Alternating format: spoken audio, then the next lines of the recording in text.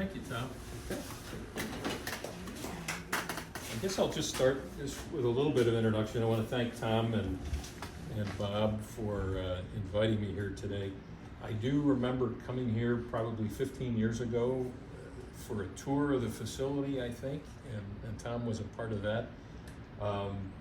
My name's Paul Pyrcik, good East German name. My dad was from East Germany, my mom was from West Germany, and they came to Chicago in the 1950s. I've been turning as a hobby, and that's what it is for me.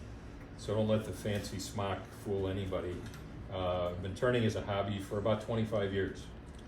When I turned 40, 25 years ago, I said, you know, I had a little bit of wood shop at Lane Tech High School, did a little bit of wood turning. I think I really kind of would like to get back to that. So I went to one of the wood shows, ended up buying a lathe, joined in some of the clubs, and it's been a wonderful, wonderful hobby. I like to turn different things. Lately, I've been turning rings and kind of a batch of bottle stoppers, and I like to turn little miniature Christmas trees.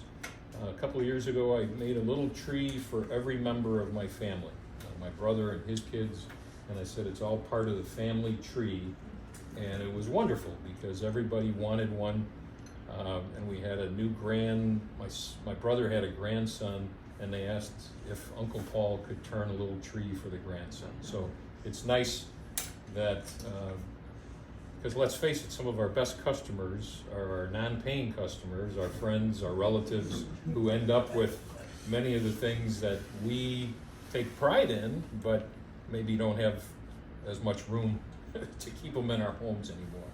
So I think that's a wonderful part of wood turning and woodworking as well, that we can make things with our hands, and sometimes that alone is amazing to people.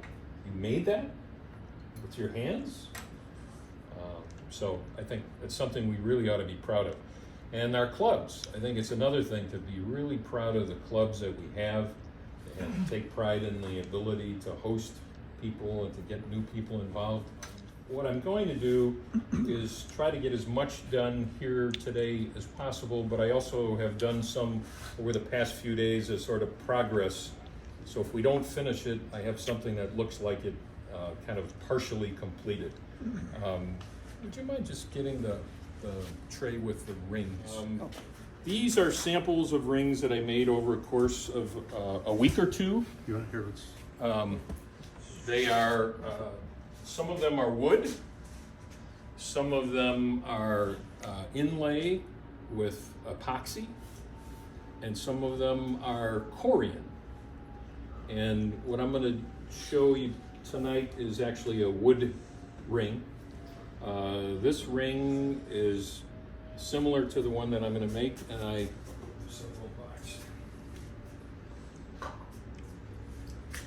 I made this yesterday, finished it up today.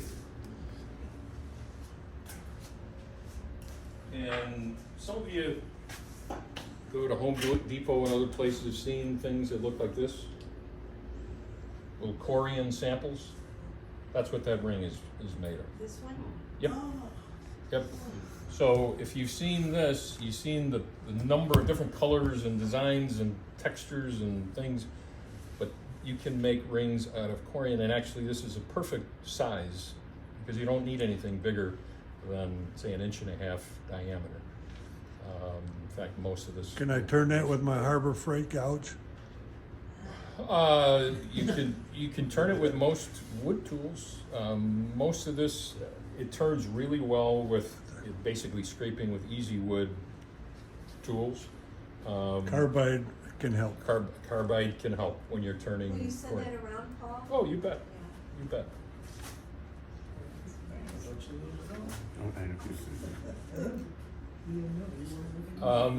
All of those rings were made with a ring that was purchased from Craft Supplies out in Utah, and it's a two-piece stainless steel ring. So you turn the core, and then you have to make sure it's exactly 6 millimeters, and then you push the two pieces of stainless steel in and it locks in.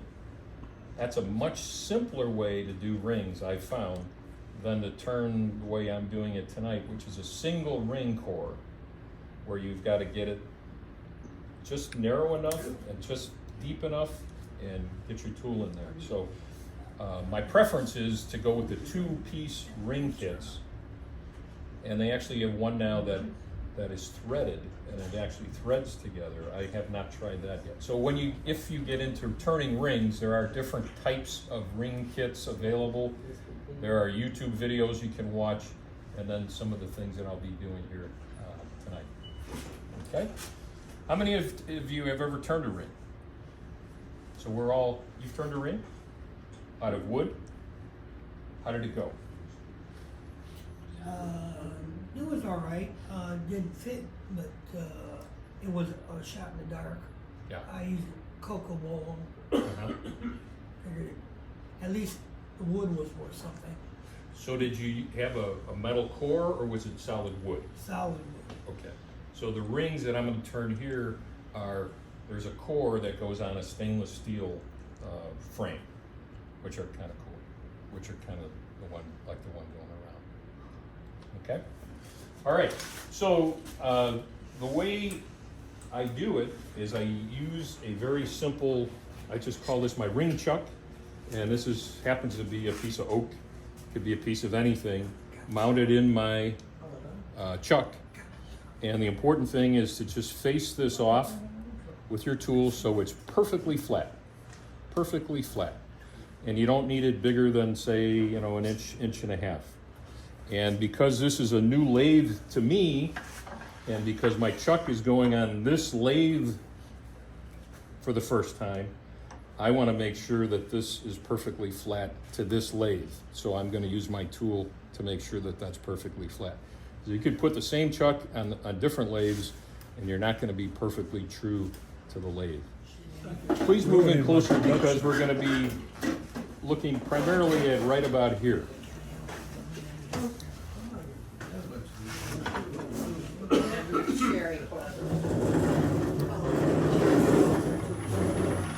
Okay, so it's not too bad, and it would be real tempting not to true it up to the lathe, but I'm going to do it anyways.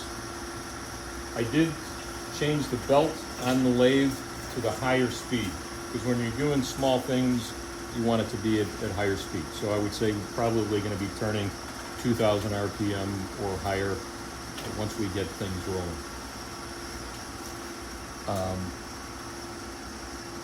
Because I just have it handy, I'm going to use a simple easy wood scraper here. And because it's end grain oak,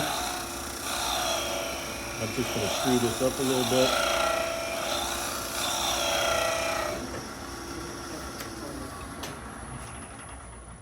I'm going to talk a little bit about safety. I'm wearing glasses to protect my eyes. This is a small item. I'm not wearing a face screen. Normally at home, I will wear different protective things. I will wear my mask for breathing and dust, primarily when I'm sanding. But I also have dust collection or air filtration and dust collection in my shop too. So safety is important. I'm not ignoring it. I just want to make sure you can hear what I'm saying here. So the important thing is just to make sure that this is perfectly flat. Okay, it's almost perfectly flat. Then I'm going to simply take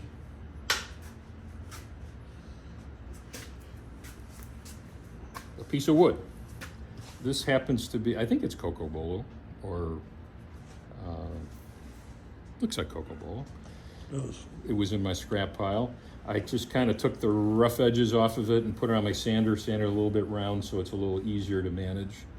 And the only thing and I put this on my belt sander to get a nice flat, smooth surface here. So this is perfectly smooth, this is perfectly flat, and what I use to attach it is a piece of double-sided tape. That's all you need for a piece of this size. This is a high-quality piece of double-sided tape, kind of a little bit of a mesh backing. You just need enough to put on that. Put that piece on. Make sure it's perfectly flat. And it adheres. I can pass that around if you want to see what the tape is. One of the quickest ways to get rid of the extra tape so it's not flapping around is to just simply cut it off. And I'll use the sharp point of my skew to do that.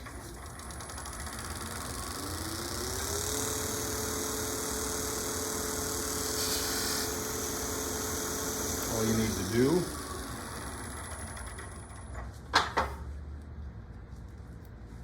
get rid of the thing from flapping around, getting in the way.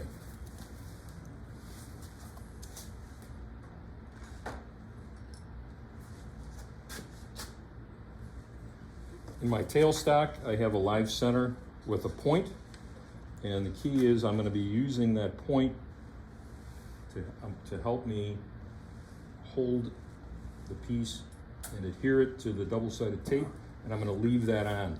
I'm going to leave that in place. So, I'm just going to use my little X-Acto knife and remove the backing paper. It also helps if you put a little, you leave your center, if you're turning this, leave a little center point in there. But if you don't have one, it's okay. I'm just going to rough. Paul, did you flatten that piece of wood also? Flattened it on the belt sander. So I have one side that's perfectly flat. That's just going to be rough centered right there. Bring up the tailstock. Just tighten it up a little bit. I don't need it to be super tight. Just that constant pressure will make the adhesion, you know, really, really strong. So right now that's on really, really strong. Got everything locked down. I'm just going to take a couple of passes here with my gouge.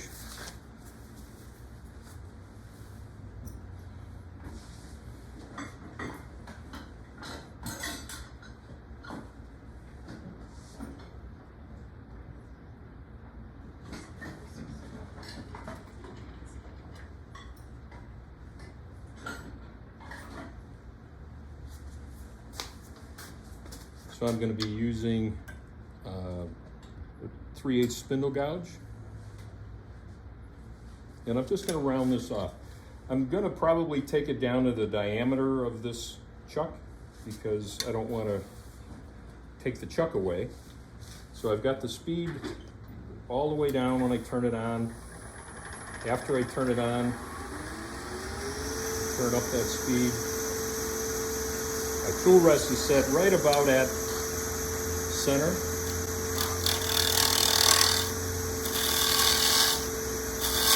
So again, that live center gives me a lot of comfort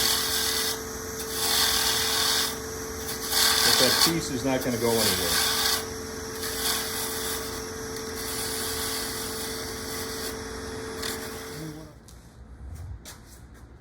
I'm going to pass these around. These are kind of what I'm aiming to get to. So I'm turning this basic shape, and now I'm going to put a chuck in there and drill a hole about half of the diameter of that ring insert.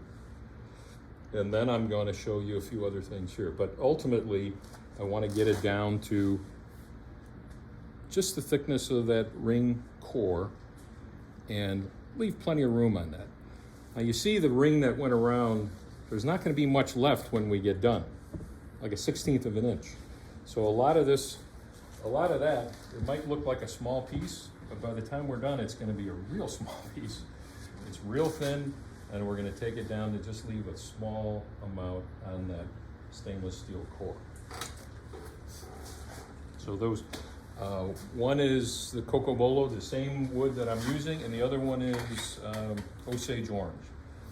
So you want to use woods that are really dense, or woods that have been stabilized, or Corian, or things that are cast out of acrylic. Yes, sir. Would soaking it or whatever with CA be Yeah. of any help? Yeah, when you're done, right now it wouldn't make a lot of sense to soak it in CA because you're gonna get rid of almost all of it. But when you're done and you've got it to the final diameter, putting 5-10 thin coats of cyanoacrylate super glue and then buffing it, it'll give it a nice shine, it'll also protect it. Generally speaking, I have no problem putting my Corian ring in water. The wood rings, I would shy away from putting, soaking your hands in water. Water is eventually gonna soak under there and it could do some damage. So they're nice to look at. They're probably more durable than we realize, but they're still wood. A stabilized piece of wood that's been put in a vacuum and injected with resin, I would have no trouble wearing that and getting it wet because it's almost plastic. It behaves like plastic and it won't expand or contract because it's mostly resin inside. Okay. All right, so I brought a chuck. If you have a drill bit that has a number 2 Morse taper, you can use that in your lathe tailstock. If you don't, you can use a Jacob's chuck. As I said, I'm going to drill a hole about half the diameter of that ring core, just so I get room to move in there with my tool. And you have to know what size you're working with in the beginning, right? Yeah, I think this is a based on half the metal inch. ring. Yeah, I think it's a half inch. The metal ring determines that, right? Yeah, and I use the same thing for every ring that I've turned, size 7 through 13, I'll use the same bit. So, because we're gonna make it bigger anyways. And you have to have enough room to get your tool in there. So a half inch, probably the smallest. So when you're drilling, what's the magic? You turn faster or slower when you're drilling? Slow it down, right? And when you're drilling with the lathe spinning, it's really better to let the lathe help you out. And rather than lock this thing in and crank it in, which would be fine for a small turning like this, I just like to let the bit find its center on its own, then lock it down, and then just slowly bring that in. Now this Cocobolo does jam up the bit quite a bit, so I'm going to back it out a few times. It's a very oily wood.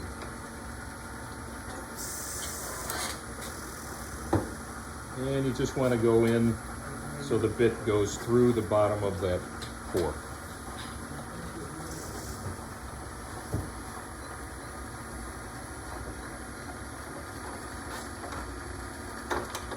Everybody following so far? So you see the ones going around. Right now at this point, we just need to make that hole big enough for the metal to go in. And I'm gonna pass this around. Those are samples of, the top is open. The different sizes, I think you can get from like a size 5 up to a size 15 or something like that. And they cost somewhere, you can get them for like $8, $9, $10 for the core. So they're not inexpensive, but they're pretty fine, and it is stainless steel. These come apart? No. What's that? These do not come apart. Those do not come apart. So you'll see a little bit of a valley in the center of those. That's designed so that you can use either CA glue or, as I use with that Corian, I use a 2-part 5-minute epoxy and let it sit overnight. Super glue will hold, but it's made not to, it's perfect to hold things flat. But if you're going to be taking it on and twisting it, I'd be concerned that CA over the long haul may not be good enough. So I use the epoxy for that. Okay, so Now we have to do two things. We have to make the diameter, the inside diameter bigger to facilitate a ring core. The stainless steel's got to go in there, and we have to make this a lot thinner. So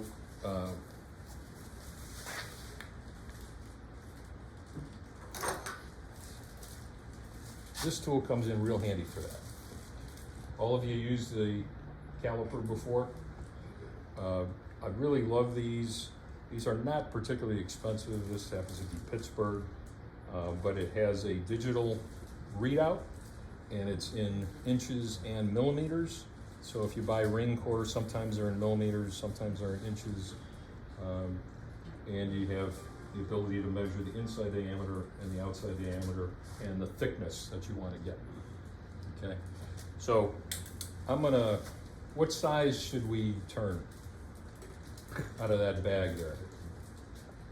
Quick, put one on your finger and So here's another tip. If you're doing this for the first time, start with a small ring core, because if you make the hole too big, you put a bigger ring core in there. Move up. Make sense? Sure. Start with a smaller one, because if you happen to make the hole a little too big, you can just put it on size 6. All right. Well, we won't have to take out too much wood for that. Do you find having a ring and bracelet gauges handy? To me, only if you're trying to get somebody to buy your stuff. Okay. So you can get these. I got this, I'm sure, at a flea market or garage sale. These are metal, and these actually have the numbers of the sizes. So this came from some jeweler shop.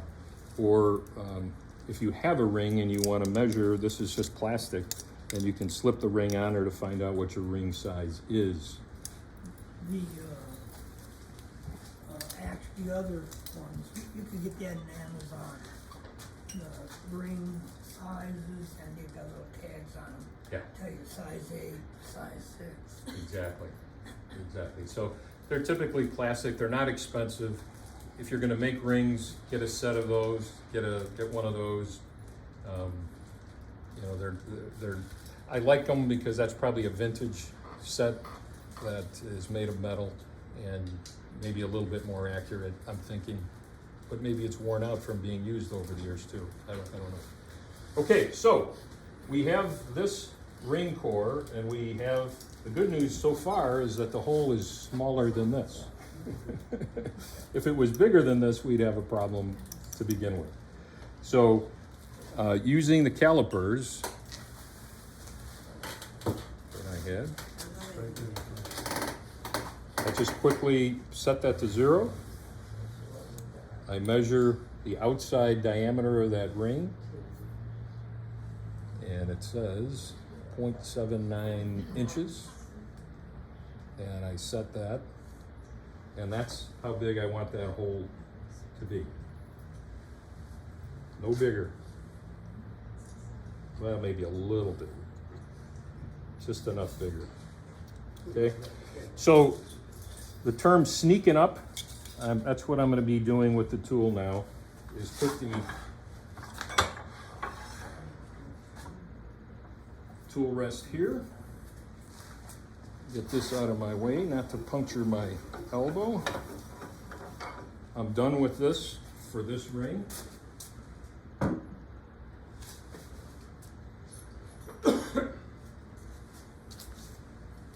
Slide this back a little bit.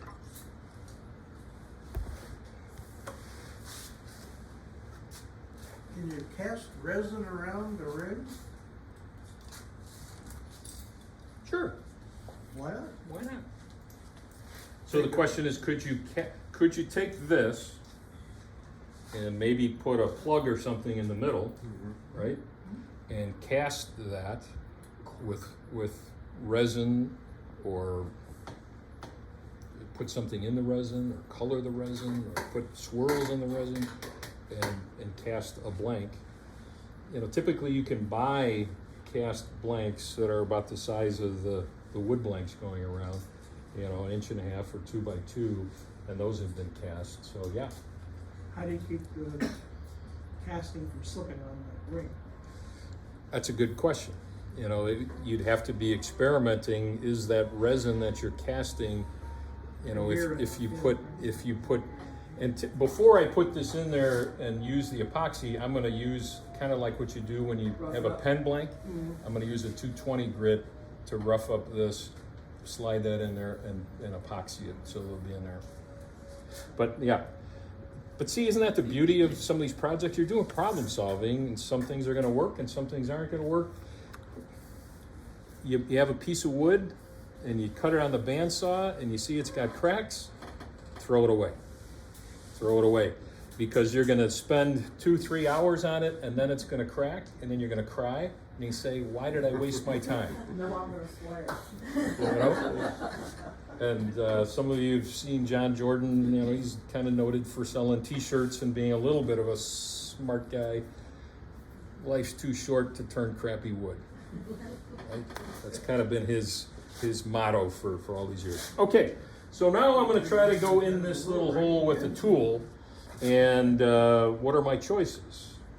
I want to keep the wall of this hole perfectly straight, right?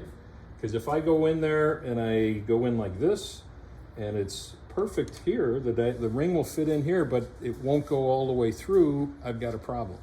Or if I go in this way, and there's plenty of room at that end, so it's got to be perfectly straight for that ring core to go in there perfectly straight, because then when we start to do the outside, it's going to be wobbling or off-center, things like that. So it makes sense to really focus on accuracy and precision when you're doing this stuff.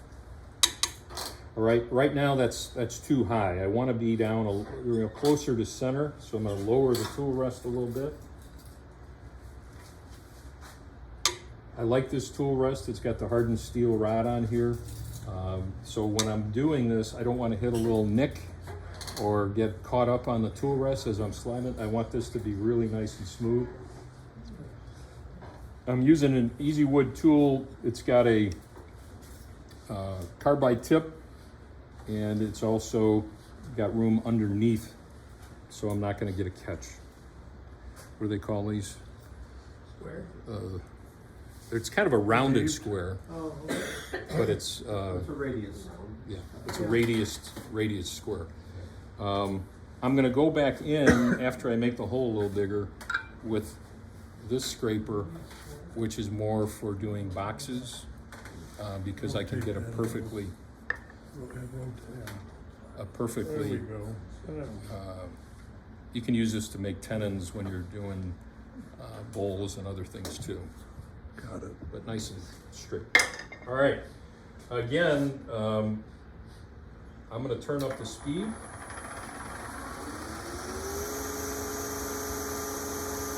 I'm going to say I'm totally confident in that little piece of tape, but just in case, you ready? It's going to go probably right down there. You know, it never happens at home. When you're on demo, I was just saying, when you're on tape. Big trick is flat on flat. I've turned bowls on that stuff. It's amazing. I really love having lights on my lathe. I've got lights here and lights here and lights here. You can never have too much light. Give me some more light. We have other ones. That's okay. I just don't want to get in the way of your camera here too. So I'm just going to take a little at a time. Now, right now, the bottom of this tool is hitting the bottom of the hole. So I've got to raise that a little bit.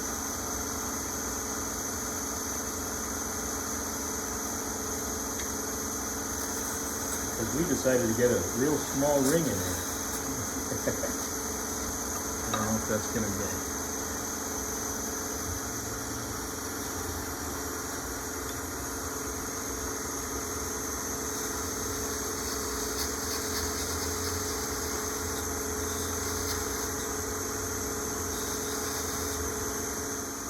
You know what, I think for the demo, I'm gonna have to use a bigger ring.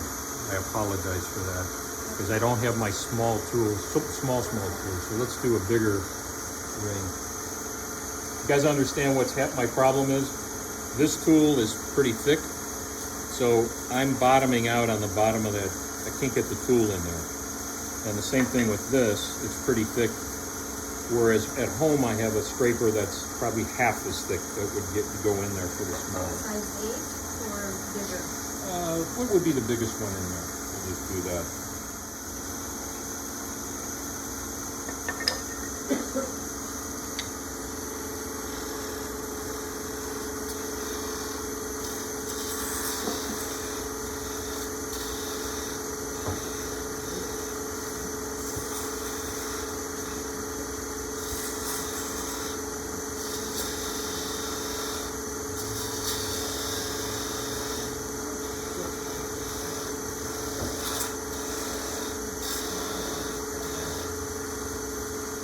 Can you guys see that at all? It's a shame we don't have the screen. Couple days we'll have this up.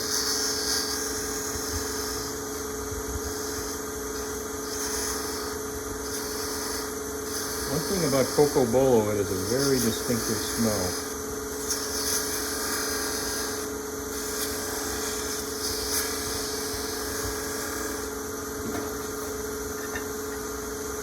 So it never hurts to stop, take the ring out, hold it up there and say, yep, we still have quite a bit to go.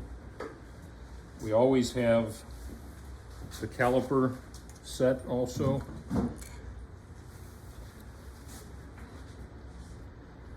So right now, that's set to the small one.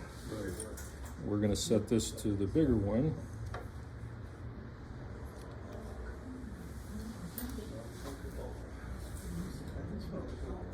Can you smell it?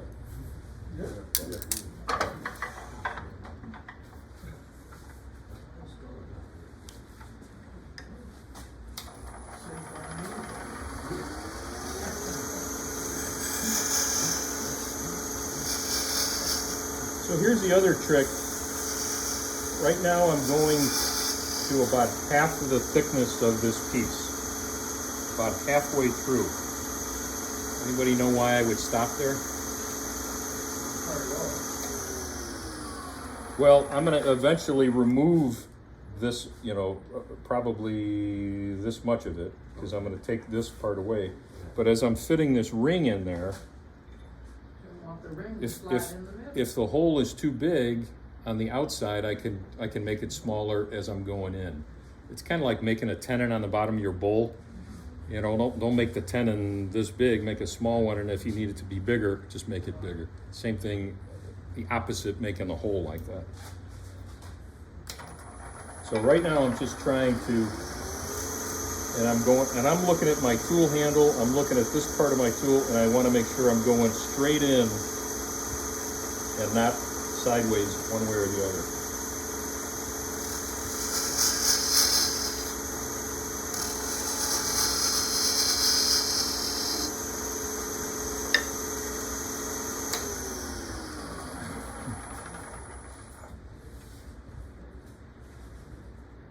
Okay, I'm getting close.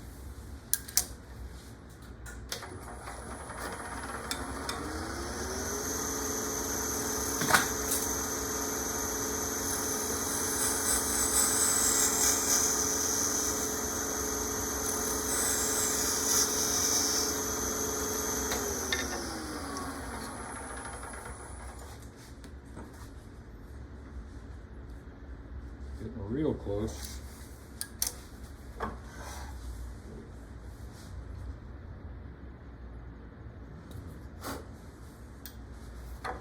So, does it sound familiar to everybody? You say just one more cut. Just one more. Just one more.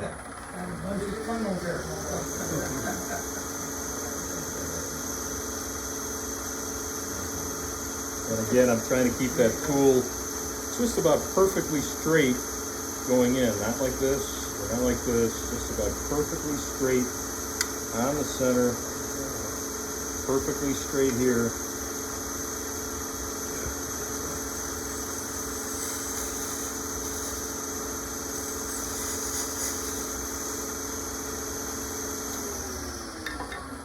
that's about the time my wife says, "Paul, time for dinner," and I jump through the ceiling.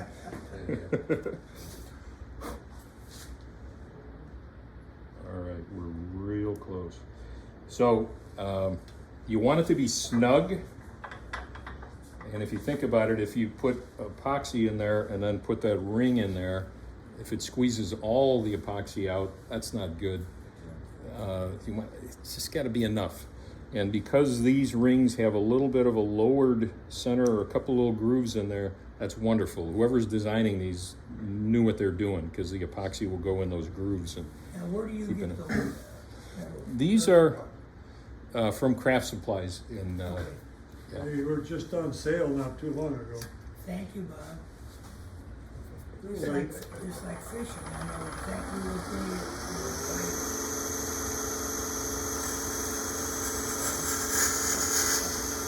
And you know, it's kind of like making pens and other things. You're not going to go through all of this to make one ring, right? If you're going to make, that's why I do things kind of in batches. I'll do a batch of a dozen rings, different sizes, or a dozen stoppers, or a dozen things. Because by the time you get all your stuff set up and you get the technique down, and you know you're going to probably make a mistake or two along the way. See, that's just about perfect right there. But you can see it's not going in all the way. It's going in, you know, about that much. So now I can take this diameter and go all the way in. And then I'll put the ring all the way in, and then I'll remove, you know, the bulk of it to get it down to that thickness. You'll glue it at that point? No, I'll put it in there. I'll separate this off, and then I'll take it off, put the epoxy in there, and let it dry overnight. So that's why I brought these progress things. And we'll put one of those cores on another mandrel, and we'll turn that down, but it won't be this one. It'll be the one that looks kind of like it. Have you used alcohol to reduce the oil before you epoxy it? I haven't, but you It's a could. thought. If you have a very oily wood, Yeah. you can spray it with alcohol or douse it with alcohol, and it'll take out some of that oil in there. But I will do, as I said These earlier. do not like to adhere to oil as quite as well. Yeah. Acetone works well too. Yeah. Acetone will. Instead of epoxy, you're gluing. Yeah. Did you use CA? Yeah, that's what I mentioned earlier. The thing about rings is they're on, and they're probably on tight, and then to get them off, you're twisting it. CA glue is not really intended for torquing like that. It's great flat, but torquing it is where I think go with the epoxy, because that'll be a much better thing for the long run. How long? It might last you a lifetime with CA. You know, and different CAs are different densities, you know, different viscosities, things like that. It might work, but if you have a tight ring and you want to get that off, you know you're not pulling it straight out. You're twisting it, and it could be twisting the wood or the material off of the stainless. High-end pen turners and ring turners use epoxies because they don't want any problems. Okay, so now I'm taking this all the way in, trying to keep it as straight as possible. Trying not to make that front part of the ring any bigger, because we know it's the right size.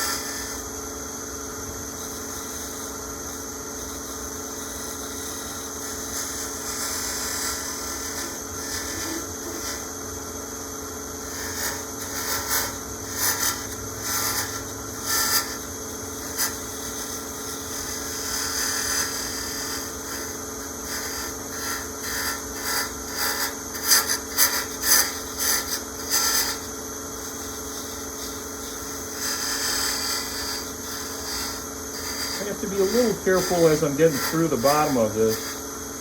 I am using a scraper, a flat scraper, and I'm going into end grain oak, which is what the little chuck is made out of. So I don't want to drive that thing in there, because it's probably going to be a different reaction.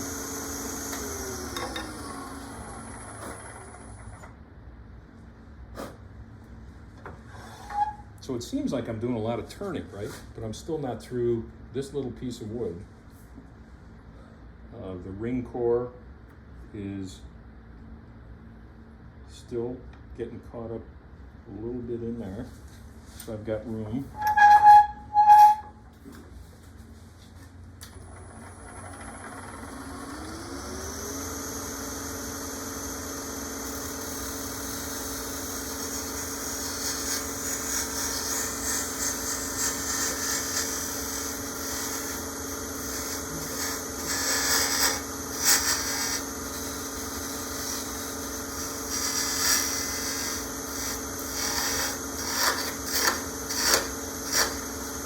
Can you hear me getting through the bottom?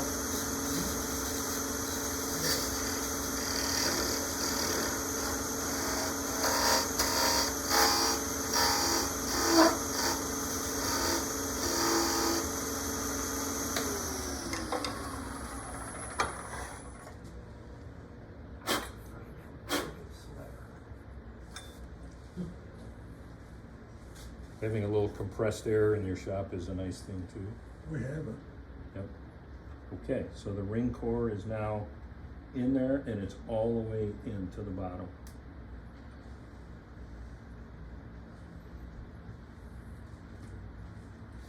All right.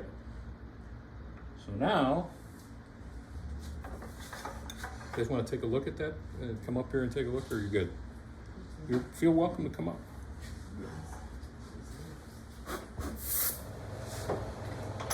Does the Cocobolo do anything to the waves on the blades? Does the Cocobolo do anything to the waves on the blade like walnut will? Yeah, one of them. not that I know. What does the Not walnut much. do? It makes rust. You know, to me, what I've heard is certain turners just have a reaction to, Yeah. and I've had a reaction to walnut. I also had poison oak when I was removing bark from a log, and the poison oak was on the bark, Yeah. and it got on my wrists, and it was the Cold. only time I've had that, but that was pretty It's scary. called poison ivy. Yeah. Okay. My wife only has to look at it, she gets it. All right, so now I'm just gonna, I've got this big fat thing around a little ring core, so I'm just taking that down. Now you can see after a while, when you start, you can make much thinner blanks, right? You don't have to start out with a blank that's 2.5 times the width, but for demo purposes, it's almost exaggerating the size of the blank. Same idea, I'm gonna go straight in, taking a little bit at a time. I don't wanna take off.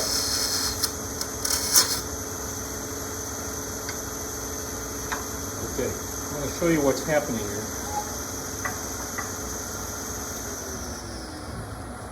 I've got my tool on the tool rest like this, right? Like this. And as it's hitting the spinning wood, it's doing this. That's because I've got that profile. So I need to get my tool out so that it's a little bit further out, so it's not going to be hitting this little side angle and twisting like that. Narrow width. Make sense? It's the same thing if you're using a hook tool or something like that. You have to be far enough back so you're on the shaft. But if I'm here, like I just was, and I'm feeling this, it's because I can get that tool and keep it flatter, holding it like that. Yeah. I can hear you say that blank, that Cocobolo blank. Is that end grain you're cutting, or This is, does it matter? well, what really matters is the design on the ring. You kind of want to have those lines going across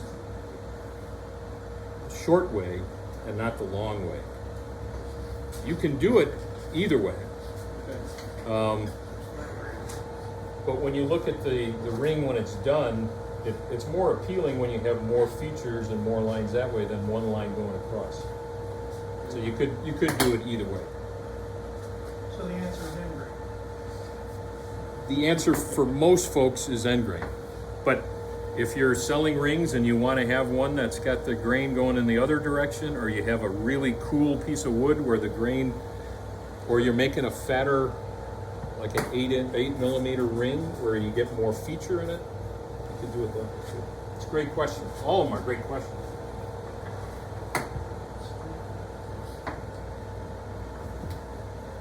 But, you know, here's the thing. It seems like such a simple, easy thing, right? So when people later say, well, what do you charge for your rings? Well, the first one, I'd have to charge $1,000 because I have so much time in it. And over time, you get a little quicker, a little less time. You have the wood, you start collecting things. But that's why we end up giving them as gifts and donating them to auctions and charities and things like that most of the time, because you couldn't recover your cost of making these things.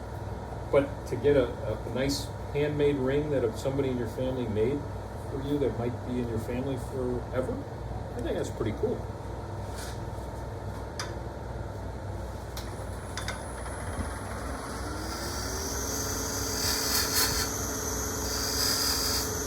So I'm just nibbling away. And just removing that wood.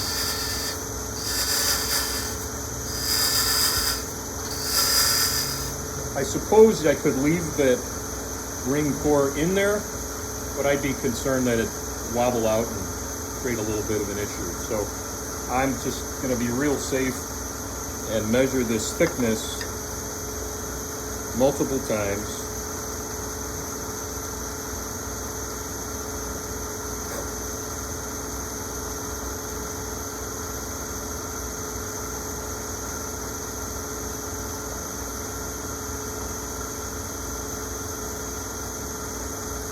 So it's just shy of 1/4 of an inch, 0.24.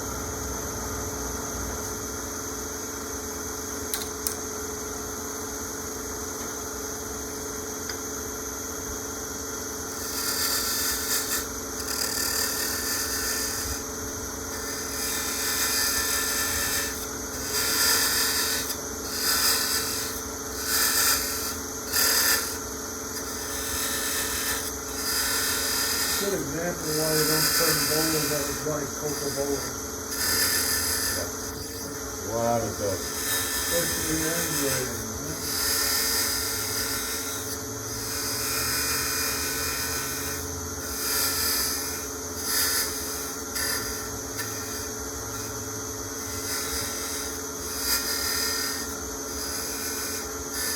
Now this is another important thing. When you're taking it down the side,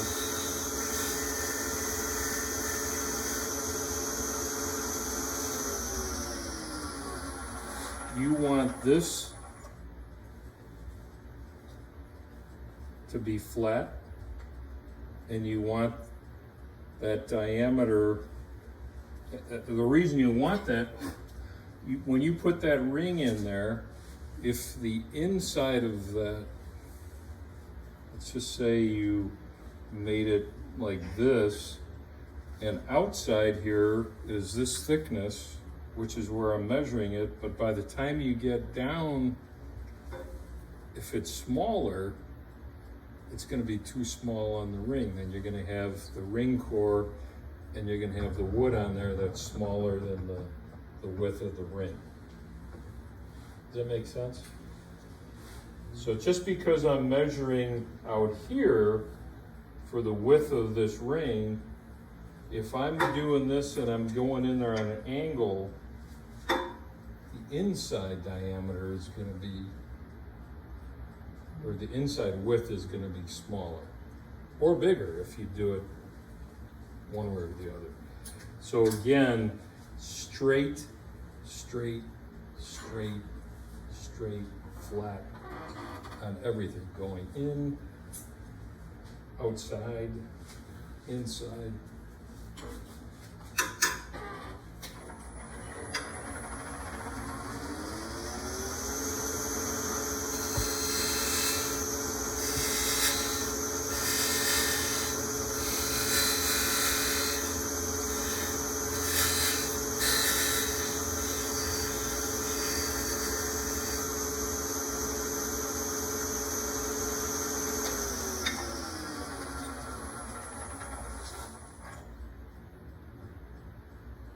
Oh, I probably have about a 1/16 of an inch to go.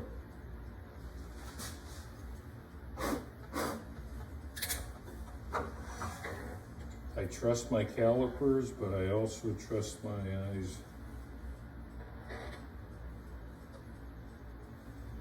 So it's a little bit thicker than the ring core.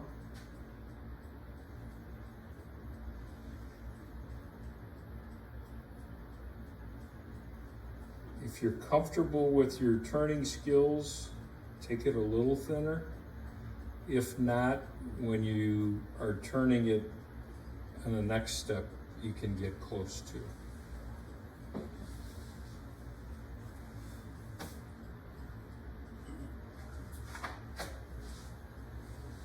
And the hole is snug so you can't get it out.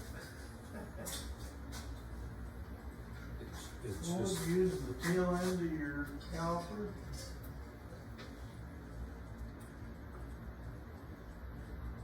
for the, To measure the thickness? I haven't, but you certainly can. Yeah, It sticks you're out. talking about this, Yeah, Yeah. right. right? Yep. Like I said, I went a little bit deeper into the oak, Oh, so I don't want to be measuring that. Thanks. I just want to.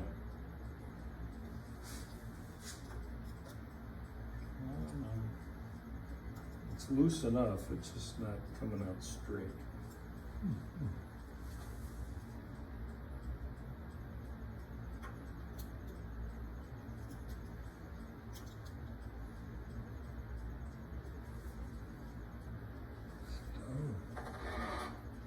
There should be a tool for that, Oh, probably is. you know. $100. Yeah, $100. How perfect it is. yeah. Thank you, sir. Harbor Freight makes a little dental tools with a hook. There it is right there.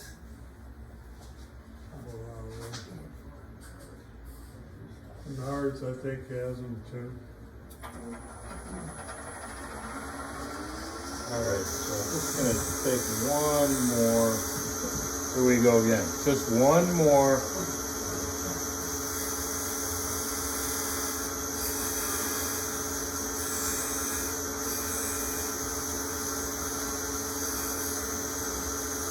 And this is a trick that I, picked up from Dick Singh again about this.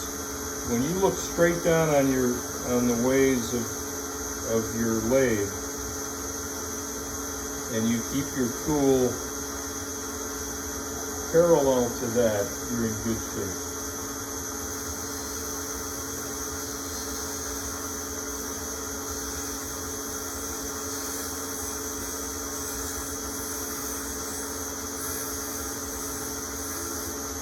All right. That's as risky as I'm gonna get.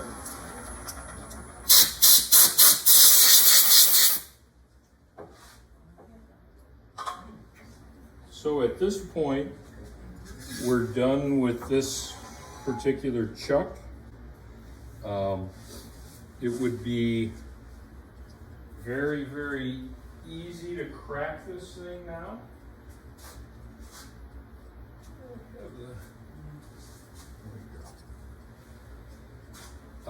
So removing this, you have to be careful. So I just use an X-Acto knife. I have a few of those X-Acto knives. The guys in the club know it. I purchased probably 1,000 X-Acto knives from somebody years ago, and I bring them every year to our little garage sale. So I still have plenty of X-Acto knives if you need them. But I'm just simply going right through the glue on the tape, and then taking it off. See, and as long as I'm here, I'm gonna take this tape off and have it ready for the next one. So if you wanna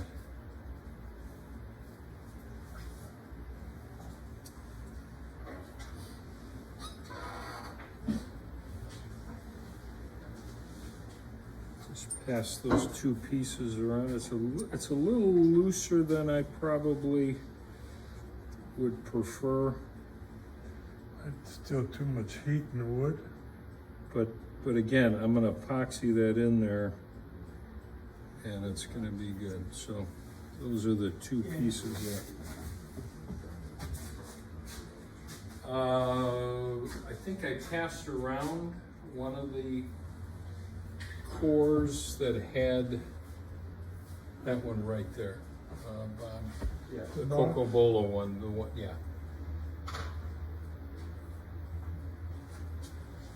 So the only difference between that one and this one is this one, I put the epoxy on it and left it overnight. So this is same wood, Cocobolo. It's probably even the same size 12. And now I have to figure out a way to turn this down, and this is really where it gets down to fine detail. So to do that, we have a different holder.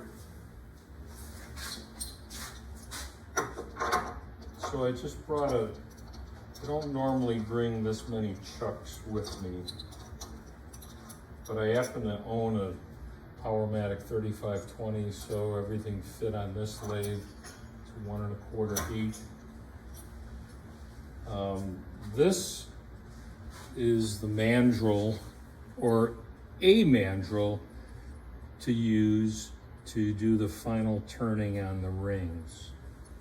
There are different manufacturers, they have different kinds of things, but basically this goes into the chuck, this goes onto the mandrel, and this hex screw expands it to lock it in place. Make sense?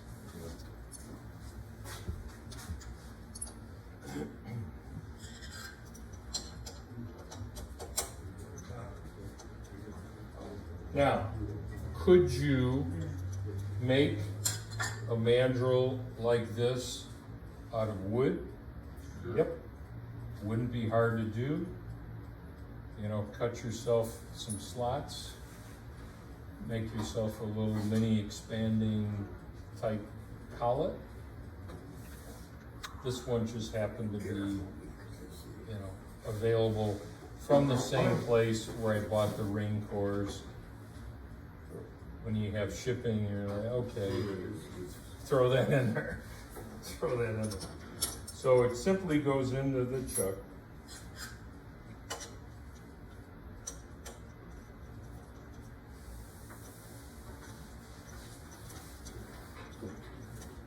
It's funny, I have 2 Vicmark chucks for this lathe, and one of them I bought from Dick Singh years ago.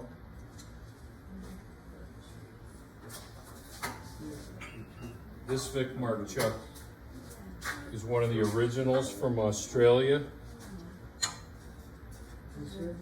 Righty-tighty, Lefty-tighty, righty-loosey. It's backwards. So if I want to tighten this one, I have to go left. So when I put this one on, they're both Vicmark chucks, but one is old one and it goes in the opposite direction. Welcome to Nova. Righty-tighty doesn't always work. It's a general type of thing. If you were doing a wooden ring on that collet, is that what you call it? Yeah. Splitting the ring, yeah, Yeah. is a big issue. You'd have to come up with a different. Now you mentioned you did a ring out of wood, totally. So how did you mount it when you did it? Do you remember? Actually, I didn't mount it. I took it off a piece of Cocobolo, and then I shaped it, and then I went in with a 1/8 of an inch parting tool and worked at it until I got it to what I, rounded it off. Yeah. I knew what size because it was from one of my granddaughters, and if I just parted it off. But you know what Kurt's point is. If you were making this out of just wood, right, without this stainless steel insert, and you use this expanding collet, and you tightened it, it would just blow apart. Because again, it's just a little bit of wood in a shape of a donut, and you just expanded it, it's just gonna blow apart. So, and this, Steps in it. yeah, this has steps in it. They have, I think, 2 of them.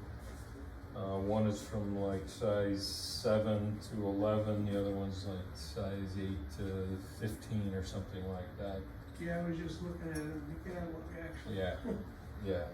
Wrap a little painter's tape around your chuck, jaws, and then it'll give a little bit. It'll be padded for it doesn't just blow. You could still pull it apart. Yeah, I mean, you're not, And all you want to do is hold on to it a little bit. right. And this is not perfect, these steps are like everything else. They're I'm gonna just slide this one up to the next one. But when I tighten this, I'm not worried that this is gonna split because I've got the stainless steel ring in there. If I had wood in there, I'd have to, just like a bowl where the bottom is, you just click, click, click, and then, so, Dirty words. so pretty good idea, right? How are we gonna turn this down? Now, the only thing I have to do is remove the wood down to where I'm comfortable and not take it all the way down to the metal. That's the thing about those rings. The wood is in between the two, the 2 sides that click together, and you turn the wood down to the depth of the steel, and then you can always buff out any scratches and things like that. So that, if you're thinking about starting, I would start with those. This, if you go too far, there's no more wood left on that cord. There, you can't really go too far when you're removing the wood because you've got the edges, the raised edges of those rings. So save a little heartbreak. All right. No real need to bring up the tailstock here. I mean, there's nothing that's going to give you, it's not going to be more stable or more, and this thing is rock solid the way it is. There might be a little wobble in it.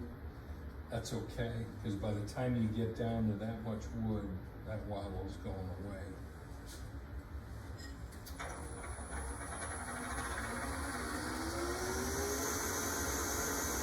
Again, speed, as fast as you're comfortable. The nice thing about these trucks,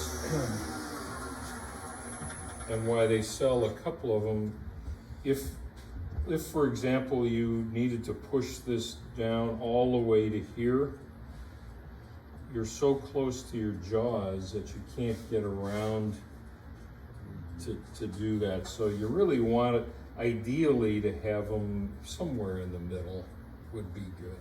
So it may not seem necessary to have both different sizes, but there's a reason for that.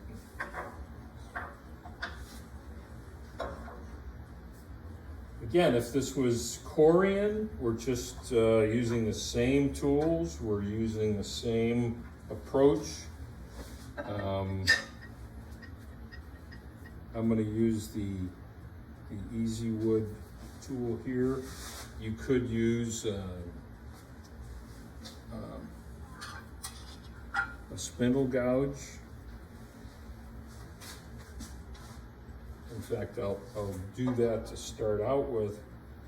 But again, there's so little wood that if you come at it from an angle, you might be just kind of, and if there's a little crack in there, there goes your ring. What about Whereas- skew?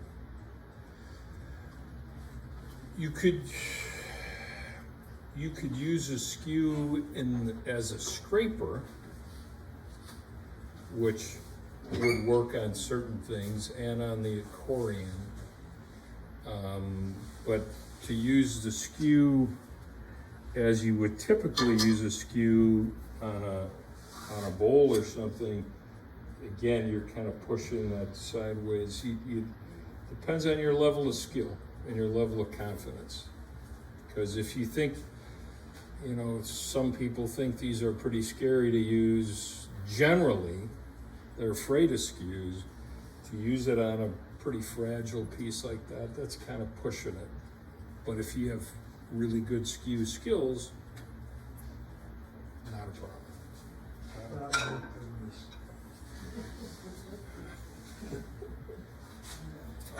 Life's too short to play that way. So here, all we're doing is scraping, removing just taking this down. Again, it's small bites. I'm not going right in the middle of it and pushing straight in. Nope. Just a little nibbling at it from the left side, nibbling at it from the right side. You've got a couple of things to think about while you're doing this. You know, do I want my ring to be flat? Do I want to have a little convex? You know, almost like a half round.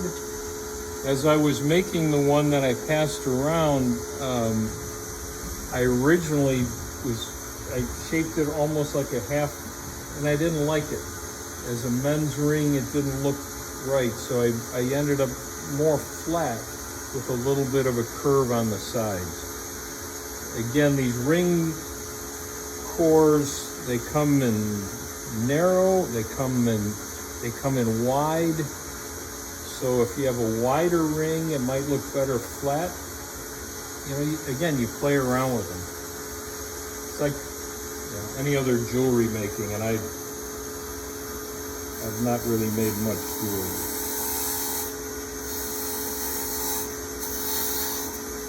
So while I'm doing this, I'll talk a little bit about finishing. You know, this is wood. I would take my sandpaper out,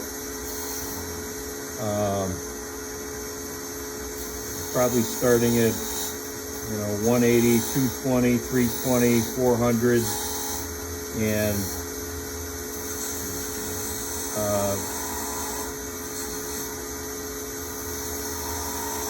I also have micro mesh,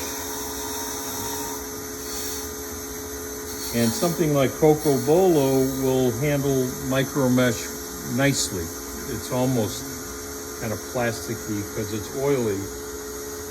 If I'm using Corian, I'll take it down to 400, and then I'll use the micro mesh for the whole series from whatever it is, 1,000 to 12,000 grit, and then I'll use a plastic polish at the end, and then you could even use it on a little buffer with the white diamond and the wax, and it just shines up like that.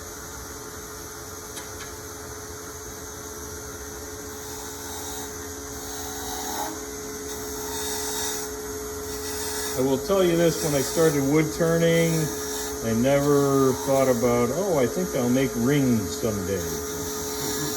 I'm thinking bowls, I'm thinking hollow vessels, I'm thinking big things.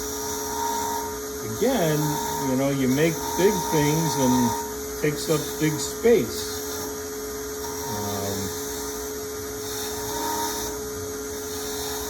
I don't think this takes more skill than the skills you need to turn a bowl or a hollow vessel.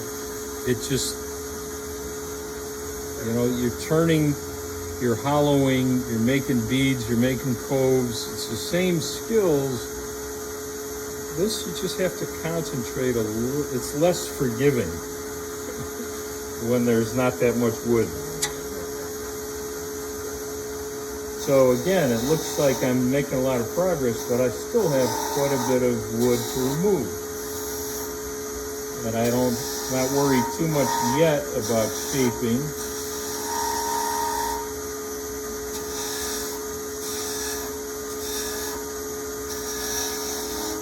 As I said earlier, I'm at a pretty high speed. This doesn't work, so I don't know, but I'm gonna say it's probably 2,000 or so.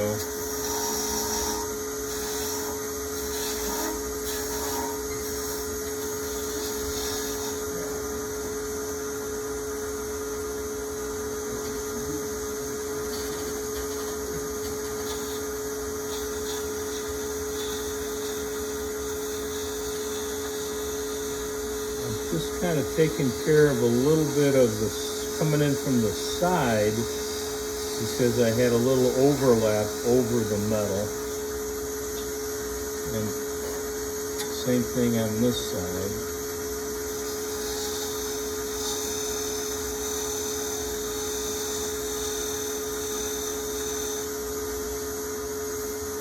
This is where you really need good lights. More and more. More and more good lights. You could have a magnifying glass. Could have lights on my hat or on my tool or. Something you can see this a little bit better. I will zoom it in and editing. I'm gonna just stop them for a second. With the magnifying glass, you lose depth perception. So I'm down to about 1/16 of an inch on this side. I'm a little higher on this side.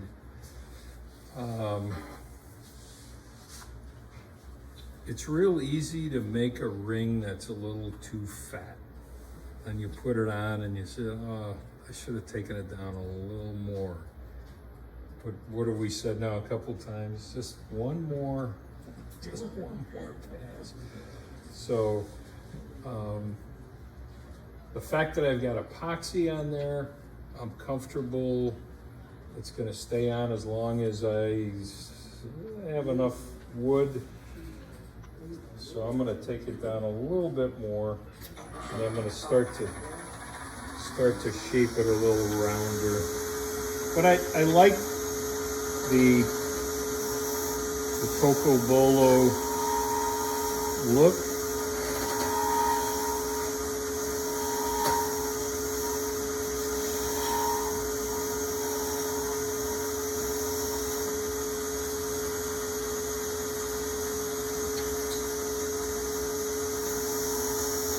This is where it makes sense to make several of these. Use the same material, so you're playing with the same stuff, and you have a feel for what it's going to do and how forgiving it is, and how far to push.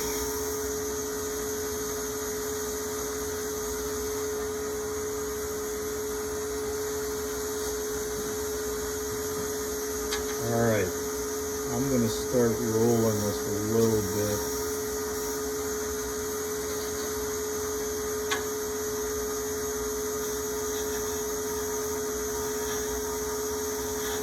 I think you could just use any with sandpaper or get Yeah, you could use sandpaper.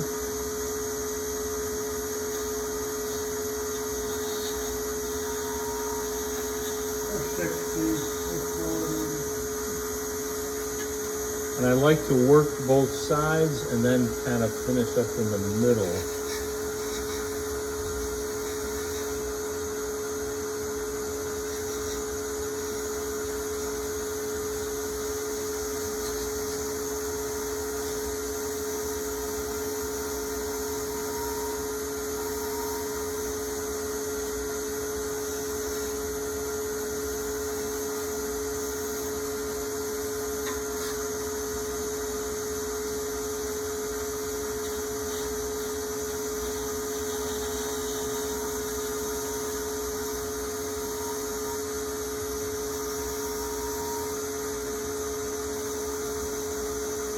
Not quite thick enough there.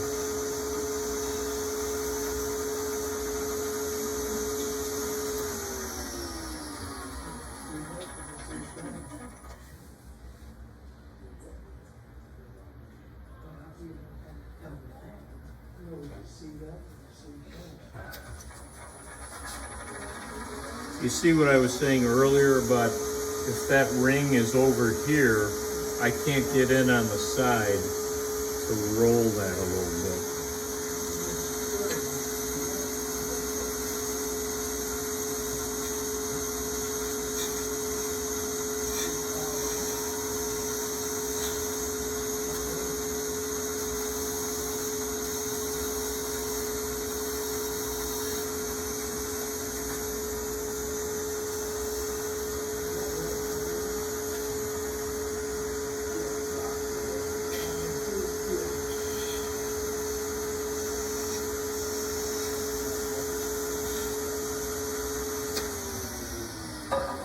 Okay. By the way, you guys have been great. I am sitting here or standing here saying, okay, how many of you are saying, boy, it was an okay demo, but I'm never gonna make one of those rings. I can't tell you how many demos I've been to where I said, segmented turning, cutting all those pieces, not in my lifetime. How about a segmented ring? Huh? Now you're talking, you know. Segmented, but you see, that's the beauty of it. Everybody kind of starts out by copying what they see, but then as you're doing this, you know what? I could glue a lot of thin things together, to your point about having the lines go this way instead of this way.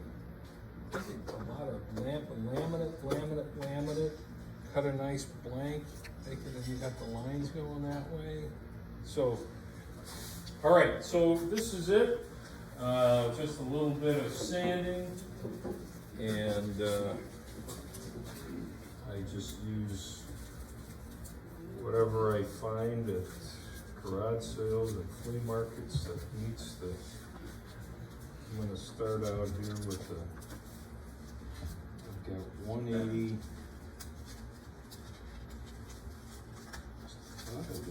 Up to 500. Let's go to some nice garage sales. Yeah, come up and take a look.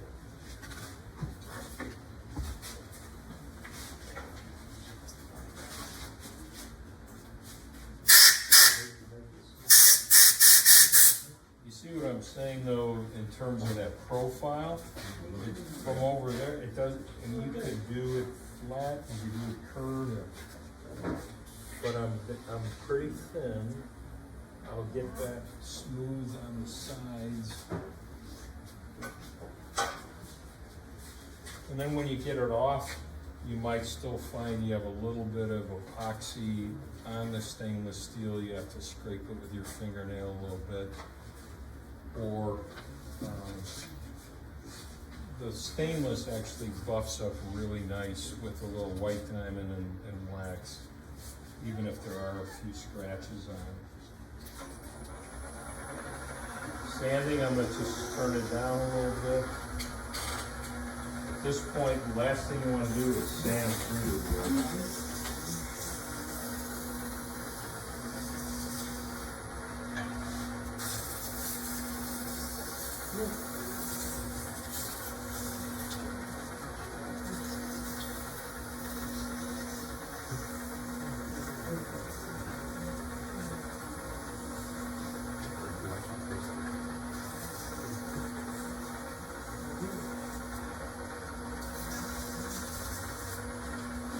So you guys get the point. I won't go through all the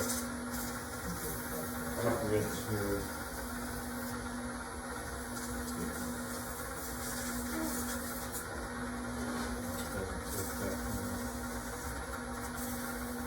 Cocobolo sand, real nice too.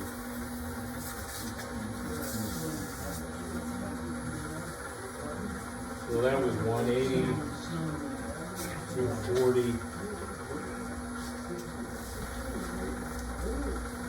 and 500.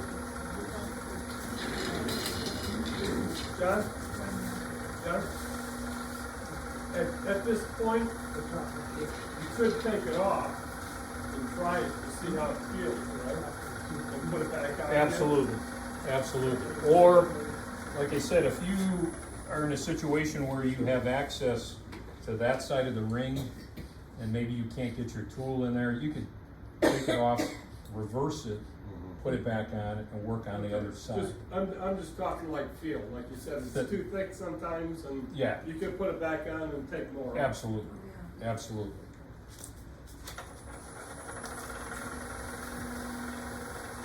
Yeah, that's the nice thing about the mandrel. It's a little bit of an investment when you get these things, but if you want to replicate and make a few, because let's face it, you could put that on a glue block and turn a ring and take the ring off, and and that's cool too. But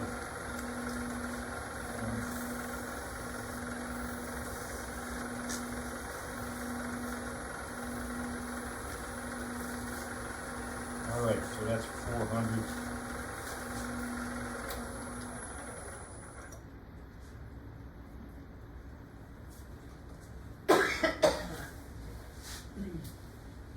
And I'm just going to take a little bit of. Stuff that, Yep. yeah. And I have it here, but it's just another process that would take a little bit more time. But I just wanted you to see what that Cocobolo looks like with a little bit of shine to it. It's just gorgeous. Yeah. And again, that you're looking at the grain going that way. Wait.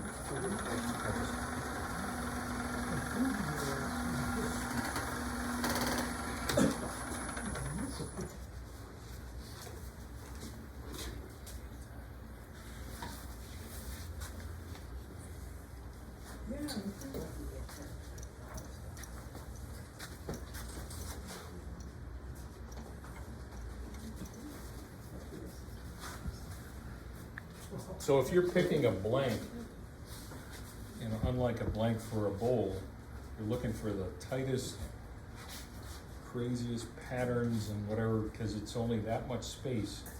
So bird's eye maple might look great, but by the time you look at it on here, you might get one bird's eye.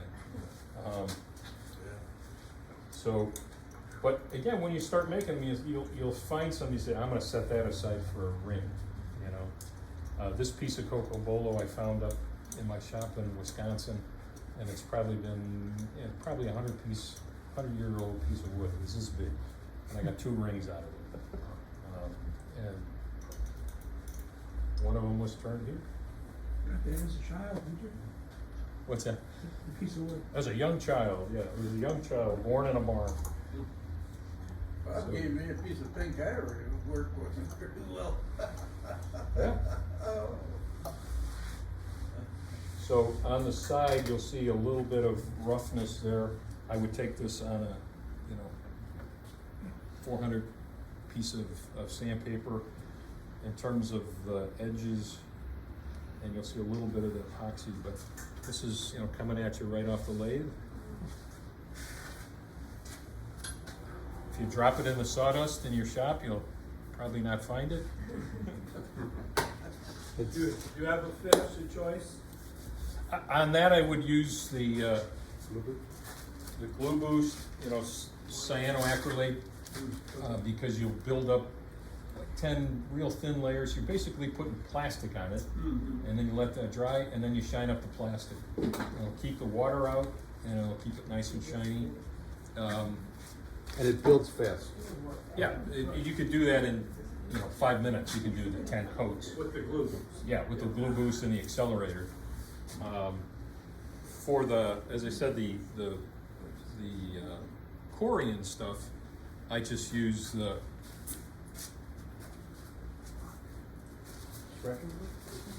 I use, you know, the sanding pads, the micro mesh, and then I finish up with this Novus fine scratch remover, this plastic polish, and that's perfect off the lathe. Guys, thank you very much. Any other questions? I feel bad that I couldn't turn aside.